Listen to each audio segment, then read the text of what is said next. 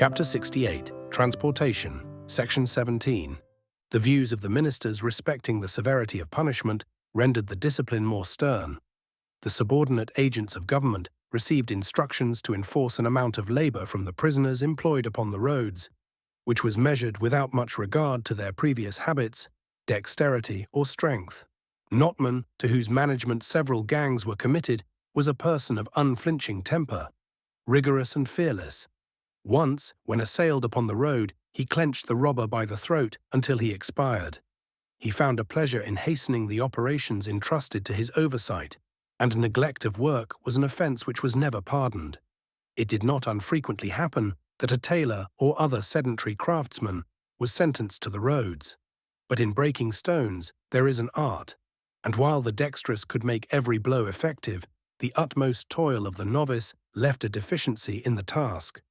To admit excuse would have disturbed the calculations of labor, and the defaulter was delivered at once to the flogger. Often, too, the implements, injured by use, rendered the fracture of stones more difficult. The issue of rations weekly tempted the improvident to consume their food, so that the last days of the week were spent in exhaustion and hunger. The slightest symptoms of insubordination were promptly visited, and in one party 3,300 lashes were administered in one morning. The overseers copied the rigor of their superiors, without their discrimination or sense of justice. It was not uncommon, though forbidden, for these men to strike down the prisoners who displeased them. Such violations of rule were punished when discovered, but men of weak minds bore in silence miseries they were afraid to resent.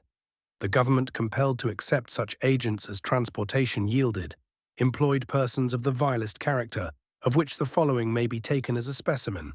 W.A., a prisoner for life, forfeited his ticket of leave for keeping a house of ill fame and harboring assigned servants. He applied for its restoration.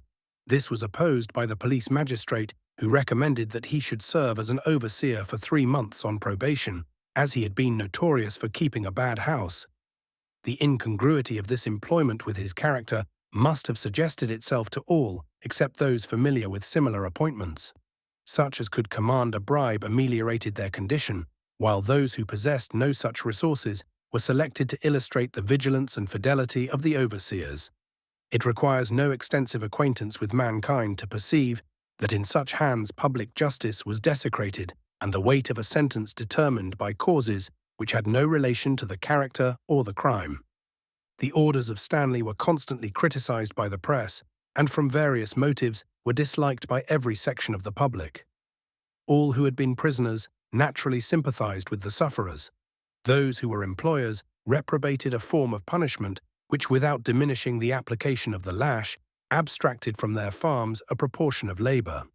A spirit of resistance was extensively propagated, and during the year following many sad instances occurred in which an insurgent spirit was fatal. A young man, when employed on the public works, struck at Mr. Franks with his hammer. Fortunately, the blow fell lightly, but he was tried and executed. A considerable number threw down their tools and retired to the bush, whither they were pursued and retaken. One instance made a powerful impression on the public mind. A convict named Greenwood took from a fellow prisoner his shovel, which was better than his own. He was sent at once by the superintendent to the cells in charge of a fellow workman. In the spirit of reckless daring, he told his conductor that he could run away if he thought proper. The other replied, "No doubt of it." Thus, by a sudden impulse, in bravado or in terror of the lash, he sprang across the boundary and threw up his hat as a signal of his flight. He appeared on the race ground and was there discovered by the constables committing some act of petty robbery. He was pursued, drew a knife from his pocket, and wounded his captor. Being taken before a magistrate, both his absconding and his resistance were stated, the last a capital offence. To punish this man was, of course, the duty of those whose authority he had defied. As an absconder, he was sentenced to 100 lashes and told, in words the import of which has not been disputed, although the taunting tone attributed to the justice may possibly admit a question, that after his flogging he would be hanged. 10 days after, he was condemned to death. His execution was delayed a few more by a respite, but he went to the scaffold with his wounds unhealed. The treatment of this man called forth and justified the strongest expressions of public indignation. True, it was within the letter of the law. Either of the penalties inflicted might have been vindicated or excused both by necessity and custom, but to torture a fellow creature shortly to make his defense against a charge affecting his life, and to send him to his last account whilst suffering the pangs of laceration was inexpressibly revolting. Those who desired to disgrace the government embraced the opportunity, perhaps with the eagerness of faction. Pictures were exhibited of the unfortunate man, illustrative of his melancholy fate. Surely no argument can be found, in the calmest exercise of the understanding, to extenuate an administration of the law, which distorted justice into cruelty. Under circumstances far more consonant with reason, but scarcely less affecting when considered at large, was the execution of Samuel, a black man. He was transported for theft from the Cape of Good Hope, and was remarkable for the quiet easiness of his disposition. For some violation of penal discipline, he was ordered to be flogged. When approaching the triangle, he attacked one of the officers in attendance, who was slightly wounded. For this, he forfeited his life justly, had England been just. But what was his story? With his mother and sister, he was stolen from Mozambique, and thus became a slave. He robbed his masters, and thus became a criminal. His fate turns justice into mockery, and might make the Briton blush for his country. His execution, however, was not without utility. Dr. Ross, who for years had attended such scenes, then adopted the conviction that no resources of language or varieties of incident could invest them with interest, and he resolved to attend them no more. Here, too, the reader will be willing to abandon them, since they have often been repeated, but happily society has adopted from reflection what that gentle-hearted man, so powerful is habit, required years to learn, that the executioner is an officer far less useful and the agent of a spirit far less just than past ages have deemed. At parting, it is proper to pay the tribute of history to the memory of Doherty, the hangman, a functionary who surpassed greatly the common character of his order, and who, while he lived, contrived to evade the detestation of his calling. There was no amateur gaiety in his manner, no harshness in his speech. He accepted office when a prisoner to enjoy the quiet quarters of the jail and liberation from ordinary toil. He intended to resign it with his bondage, but the number of candidates for his place, it is said, reconciled his mind to its retention. Not in the spirit of menace, but defensive retort, he would promise those by whom he was jeered his most delicate attentions in their last emergency. He was always willing to part with his provisions, to divide his sugar and tea with the necessitous, and to perform errands of kindness in their favour. No one could wield the lash with more mercy, and it is said that once an offender, sentenced to a public flogging, received one stroke at starting, and the cart being driven by an associate, a second at stopping. His predecessor was a different character, and overcome with the misery of his condition, he committed murder, that he might escape from life. Doherty passed through the town without fear of vengeance, although once certain soldiers, his countrymen, injured him, and left scars which he carried to the grave. But what character is perfect? He was addicted to intemperance, and commonly spent the day succeeding an execution in drunkenness. The incredulous are assured that this is not the language of fiction, but the character commonly ascribed in sober earnest to this unfortunate being. The day will come when the sacrifice of life, made with more hesitation, will cease to be a public spectacle. When, if it is deemed requisite to cut off from the earth the shedder of blood, the dreadful doom will cease to amuse the brutal or to offer a momentary excitement to the unreflecting. Women will be no longer seen raising their children above the crowd to enjoy the most humiliating sight that can meet the eyes of mortals. Let no one imagine that men are effectually intimidated by attending public executions. As the fatal moment draws nigh, crowds are indeed seen rushing towards the spot. But they wear the lineaments of insensibility, intemperance, or habitual crime. It is not the guilt of the sufferer which extinguishes their pity. They would run to witness the murder of a saint.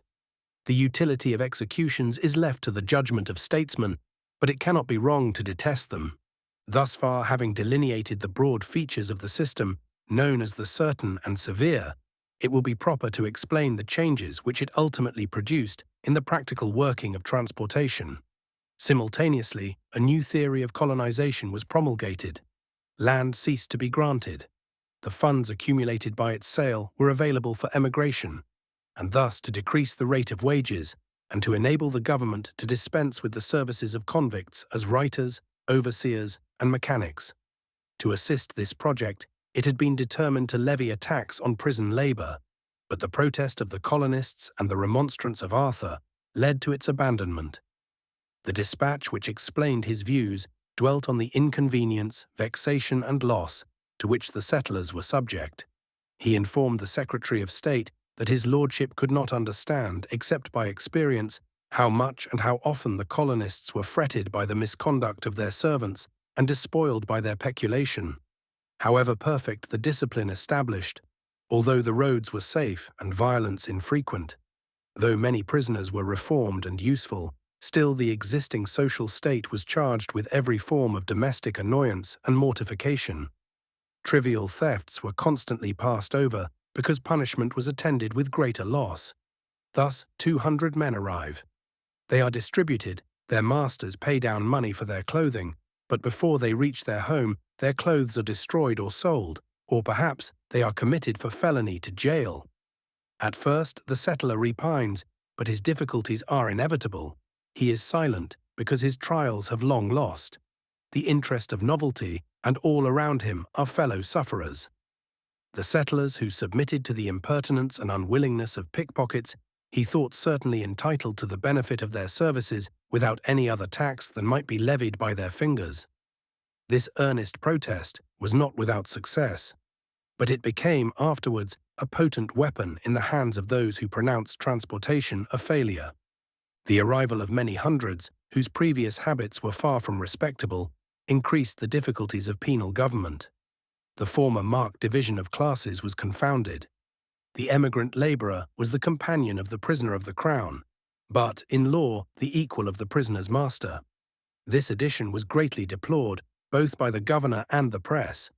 It was perceived that great organic changes must follow the influx of free men whose interest would run in a direction entirely opposite to penal institutions. Thus, almost instantly, a change became perceptible. The high value of prison labour was reduced, and employers hostile to the government could afford to defy its power. The emigrant labourers formed an intermediate class, which detested the espionage and insolence of a convict constabulary, and was disposed to resent the haughty spirit which slavery has ever generated in the ruling classes. In 1835, the feeling in opposition to transportation was strongly expressed by certain portions of the people. A meeting was called under the auspices of Messrs. Kemp, Gellibrand, Hackett, Thomas Horne, and others, which complained that the hope entertained, that the colony might ultimately be freed from its penal character, had been disappointed, and that the colonists were made materials for the punishment of British offenders, were considered only as the occupants of a large prison, phrases of Arthur, and that this penal character had recently increased, thus violating the feelings of the adult and barbarizing the habits and demoralizing the principles of the rising generation. This meeting, at which the sheriff presided, called by public advertisement, was perhaps de jure a meeting of the colony, but the sheriff refused to attach his signature lest the petition should be taken as that of the settlers in general, whose opinions it certainly did not then represent. Arthur, in his dispatch, endeavored to neutralize its possible influence, at the same time intimating that he had long foreseen that abolition would become a popular question. He, however, maintained that the emigrant, knowing the object of the settlement, had no right to complain, and that for the quarter of a century succeeding, it would become increasingly adapted for the enforcement of penal discipline. He advised the ministers to stop the current of emigration, which, if continued, would render convicts less valuable to the settlers, or to confine it to female emigrants, or such artificers as carpenters and masons. 260 persons in the Launceston district repudiated the following passage of the petition: "Your Majesty's humble petitioners most respectfully pray your Majesty to be pleased in your paternal goodness to remove from the colony of Van Diemen's Land the degradation and unspeakable evils to which it is subject on account of its penal character. It would be amusing to contrast the sentiments expressed by various persons during the first formal agitation of this subject with those that have latterly prevailed. It must, however, be remembered that there were two political parties. Some opposed transportation as the last indignity which could be offered to Arthur, its zealous patron, while others desired its continuance only because no other labour was at hand. The paupers sent from the parishes did not create a strong feeling of preference for free servants, many of whom were profligate, intemperate, and otherwise worthless. Nor is it honest to conceal the disastrous influence of power on the moral perceptions of the mind. It is justly observed by Franklin the philosopher that it is one of the worst features of human nature, yet one with which it is too generally impressed, the love of power, whereby all men prefer to be served by slaves over whom they have absolute dominion, than by free men who have rights as well as their masters. These motives, mingled and corroborated by the practice of many years, contributed to strengthen the views of the local government and to reduce to a small minority the advocates of abolition. Yet such are the singular conjunctions of affairs. Though derided and rejected on the spot, they were afterwards quoted with respect by a committee of British legislators when the subject of transportation again engaged the attention of Parliament. Footnote: Colonial Secretary's Office, 14th February, 1833. His Majesty's Government having been pleased to enjoin the strictest fulfilment of the law upon all convicts sent to this colony, and that their punishment should be certain and severe, the Lieutenant Governor directs the renewed attention of all public officers connected with the convict department to the instructions which have from time to time been issued on the subject. His Excellency is desirous especially to impress upon them the necessity of invariably exacting the due portion of daily labour from each convict, and of not permitting any remission or indulgence, but such as have been previously and especially authorized. The orders prohibiting convicts employed on the roads and in the public works, including clerks, messengers, and persons of that description, from labouring under any pretence for private individuals or to the advantage of those in charge of them, are at all times to be most perseveringly and carefully enforced, and to avoid any misconception in a matter deemed so important by His Majesty's Government, the instructions are to be understood most peremptorily to forbid every species of indulgence beyond the food, clothing, bedding, and lodging, authorized by regulations to every convict. A proportionate degree of restraint and watchfulness over all assigned convicts is equally essential. The object of their reform, as well as punishment, must never be lost sight of. His Excellency is sensible that this end could never have been so successfully attained as it has been without the zealous cooperation of the colonists at large, who, in conjunction with a due exaction of labour, have very generally insisted upon the observance of orderly and regular conduct. As it is through this good feeling, on the part of the colonists generally, that the police have proved so efficient an auxiliary in the general control of the convict population, and as it would be unjust to allow the exceptions which may yet exist to affect the reputation of the colony at large, the government will still more firmly pursue the course of withdrawing assigned servants from all masters who neglect to regard cleanly, decent and sober habits in and out of their huts, and a seasonable attention to moral and religious duties as part of the compact under which the labour is placed at their disposal. The Lieutenant Governor on this occasion feels it due to the general body of the settlers to acknowledge his obligation to them for the cordial support he has received at their hands in the control and management of the convict population, with which no political differences have been permitted to interfere, and His Excellency does so with the more satisfaction at this particular time when the attention of the Imperial Parliament is so especially drawn to the consideration of the important subject of prison discipline, and when the state of things in the colony has placed the local government in a situation to contradict the unjust imputations which have been raised against transportation as a punishment, by His Excellency's command. Burnet. The Rev. Dr. Bedford, in the course of his remarks, stated that his duty had imposed upon him the painful task of attending between 300 and 400 executions, and that more than 19/20 of the unhappy men who had thus miserably perished had been brought to this end by the effects of drunkenness. Courier, speech at a meeting of the First Temperance Society at Hobart Town, 1832. It has fallen to our lot to be present at the executions of a large proportion of the malefactors who have suffered the extremity of the law in Hobart Town, and the apparent apathy with which the unhappy men met their fate was always to us the most humiliating part of the spectacle. Their lips would utter with apparent sincerity the invocations prompted by the clergyman, but the heart, which should have given them expression, was too plainly wanting. They were empty sounds, the soul was gone. The main part of the executioner's duty was performed to his hand. The kernel was already consumed. They sung psalms, ate a hearty meal. They heard the summons of the sheriff. Their arms were pinioned. The halter was put about their neck. The cap was brought over their eyes, and they dropped into eternity with more indifference than the ox goes to the slaughter. Van Diemen's Land Annual, edited by Dr. Ross, 1833. End of Chapter 68, Being Transportation.